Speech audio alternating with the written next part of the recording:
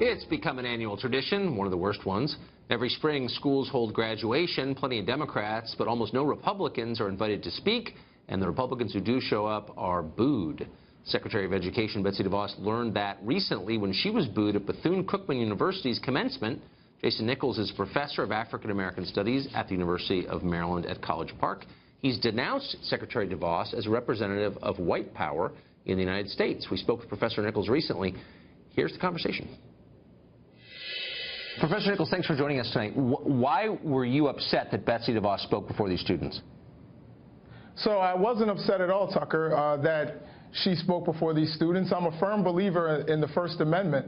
I think she has a right to speak. My problem was that the community made a decision that she should not come, including 60,000 people from the BCU network said that they didn't want her there. And I think commencement is a special event, particularly for students and families. And if they decide that they don't want her there, it shouldn't be a unilateral decision made by the president of the university. Well, 60,000 people don't go to the school, so I don't know exactly who those people were. That's far more than actually attend the university. So, you know, I don't know where you're getting that number or why you believe that online survey speaks for the community, whatever the community is. Did you poll every student there?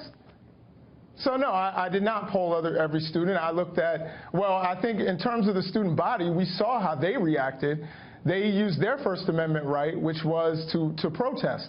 I think, you know, when we get to 60,000, I talked about the community. That's not only students, that's alumni, that's faculty past and present, that's staff past and present. That's everybody who really cares about BCU and feels invested in what goes on there, particularly in commencement. Well, of course, you don't know that any of that's true because it's an online survey, so it could be anybody. So let's not pretend that we know exactly who these people are. Look, you may not like Betsy DeVos or think she shouldn't have spoken, or maybe the kids don't like her. I'll take your word for it. Here's what drew my attention to you. You wrote in a piece for The Hill that having her there ignores the desires of black people, you said, especially students. They don't matter in the face of green dollars and white power. What does Betsy DeVos have to do with white power?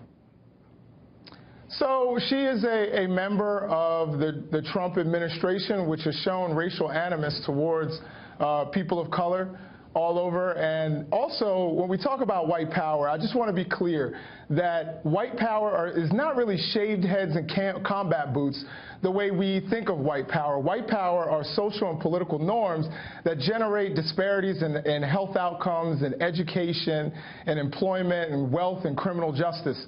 So when we talk about white power, we're talking about a system and something that is systemic. And when we're talking about Betsy DeVos and her connection to it, I mean, you're just another tenured demagogue who doesn't know anything about what he's talking about. I mean, look, Betsy DeVos is a living human being. Do you have evidence that she supports white power, whatever that is? Let's not tar her by association. Absolutely. Well, first, does every black employee of the administration support white power? Like, what are you talking about? I'm sick of this. I mean, let's be real. Allow me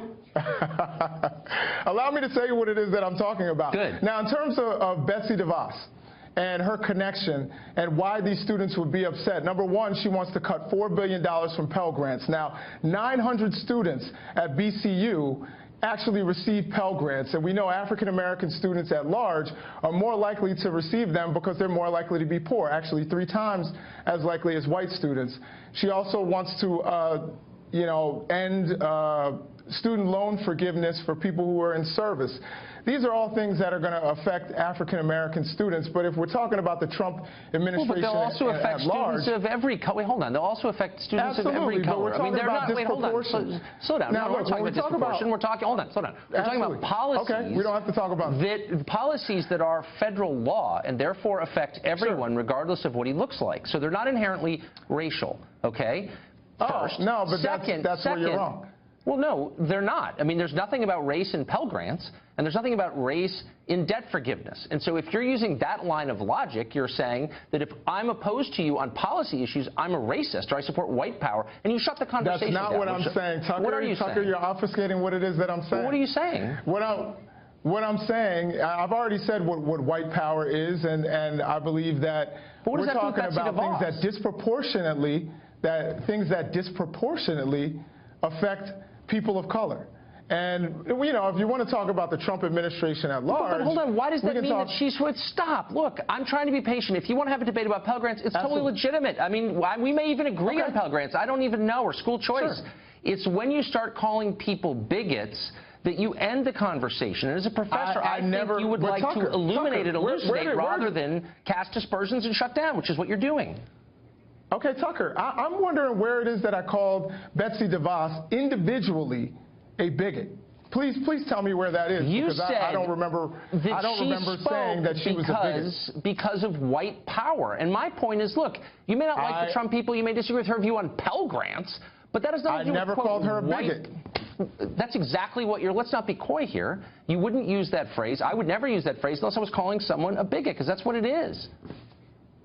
No, I don't think that that's what it is. I think it's saying that the school, and as a matter of fact, it wasn't even a critique on Ms. DeVos herself. As I said earlier, I'm a firm believer in the First Amendment to the Constitution. I think she had every right to speak.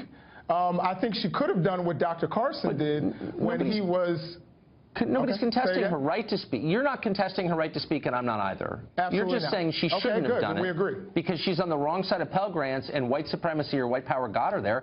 And I'm just saying, look, you totally eliminate the possibility of reasonable conversation when you say nonsense like this that you can't even define, you clearly don't understand, and you're just telling other people to shut up. I don't understand. I think I clearly defined it for you. I'm not sure if you were listening, Tucker. Intently. But I think I defined it for you. Okay. Well, I don't understand, so I hope you will come back and fill me in. I appreciate your coming on tonight, Absolutely. Professor. Thank you.